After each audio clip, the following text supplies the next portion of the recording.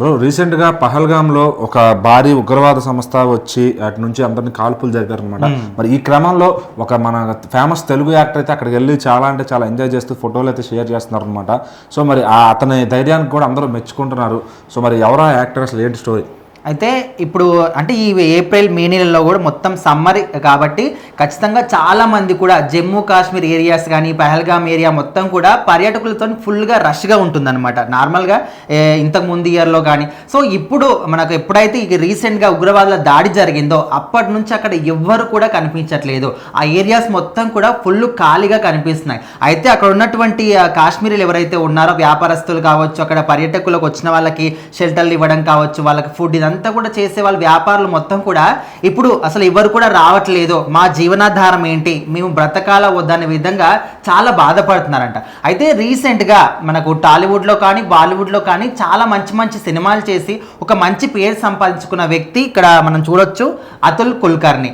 అయితే రీసెంట్గా ఈయన ముంబైని సందర్శించాడు. సో అక్కడ నుంచి ఈ ఏరియాకి వెళ్ళి అక్కడికి కూడా వెళ్ళడం జరిగింది. సో వెళ్తున్న క్రమంలోనే విమానంని చూసినప్పుడే ముందుగా ఒక పోస్ట్ అయితే పెట్టాడు ఆయన. ఎట్లా అంటే ఇలాంటి ఒక సమ్మర్ సీజన్లో విమానాలు మొత్తం కూడా ఫుల్ రష్గా కనిపిస్తాయి. ఇప్పుడు మాత్రం మొత్తం సీట్లన్నీ కూడా ఖాళీగా కనిపిస్తున్నాయి. ఈ సీట్లన్నీ కూడా ఖచ్చితంగా మనం మళ్ళీ భర్తీ చేయాలి, అలాంటి రోజులు మనం తీసుకురావాలనే విధంగా పెట్టి సో అక్కడికి వెళ్ళిన తర్వాత ఈ విధంగా ఆ లొకేషన్లో ఫోటోలు దిగి వాటిని కూడా షేర్ చేస్తూ ఇంకా కొన్ని అంటే ఎవరెవరైతే భయపడుతున్నారో వాళ్ళందరూ కూడా ఒక ధైర్యం వచ్చే విధంగా ఆయన మాత్రం ఖచ్చితంగా ఒక పోస్ట్ అయితే పెట్టాడు. మనది హిందుస్థాన్ గడ్డ అంటే ఖచ్చితంగా ధైర్యానికి మారు పేరు. ఎవరెవరైతే భయపడుతున్నారో మనం భయపడడం కాదు, మన ధైర్యాన్ని చూసి ఎవరెవరు ఉగ్రవాదులు కానీ ఉగ్రవాద సంస్థలు కానీ వాళ్ళు భయపడాలి.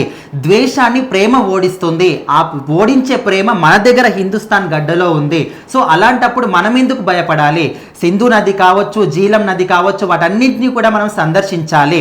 ఖచ్చితంగా మళ్ళీ అక్కడికి వెళ్దాం, అక్కడ ఉన్నటువంటి వాళ్ళందరికీ కూడా జీవనాధారం కల్పిద్దాం.